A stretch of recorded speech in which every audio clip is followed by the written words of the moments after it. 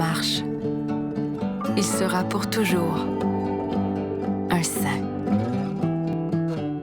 Chers amis du frère André, c'est un plaisir pour moi de vous rencontrer et de vous parler un peu à l'occasion du 10e anniversaire de la canonisation. Bien sûr, le 10e anniversaire nous renvoie à il y a 10 ans, les grands événements que nous avons tous connus, la grande célébration à Rome, le nombre de visiteurs qui étaient très nombreux pour venir avec nous pour célébrer ce grand moment. Ici à l'Oratoire, on sait qu'il y avait eu des foules toute la nuit du 17 octobre 2010. Puis, cette grande reprise de la célébration avec la grande fête au Stade olympique à la fin du mois d'octobre, où 40 000 personnes sont venues dire leur joie et leur fierté de célébrer Saint-Frère André.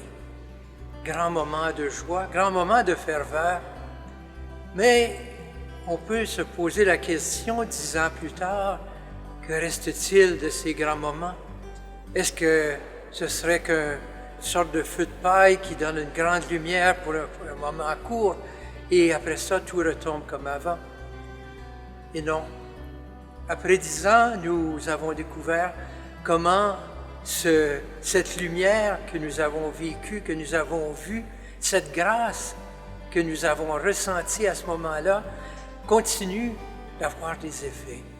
Nous l'avons vu immédiatement ici même à l'Oratoire Saint-Joseph. La dévotion au frère André qui s'intensifie, les gens nombreux qui viennent prier au tombeau du frère André, des gens qui viennent écrire des mots au tombeau du frère André pour dire comment ils le voient comme quelqu'un qui les inspire, qui les fait grandir dans la foi. Nous le voyons par les nombreuses personnes qui viennent prier Saint-Frère André.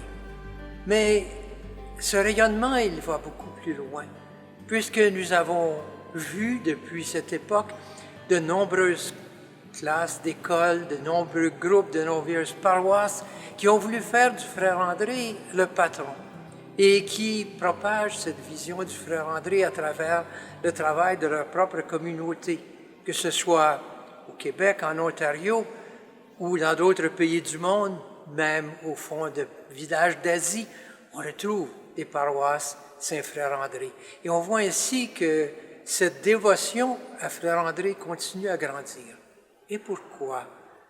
Parce que Frère André est un homme pour nous aujourd'hui, un homme de notre temps, un homme du peuple qui a su devenir aussi une figure importante pour toute l'Église.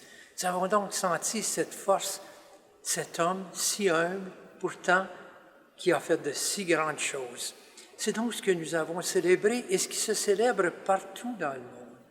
10 ans après ces premiers moments, nous sommes heureux de voir ce rayonnement, cette grâce qui nous a été donnée.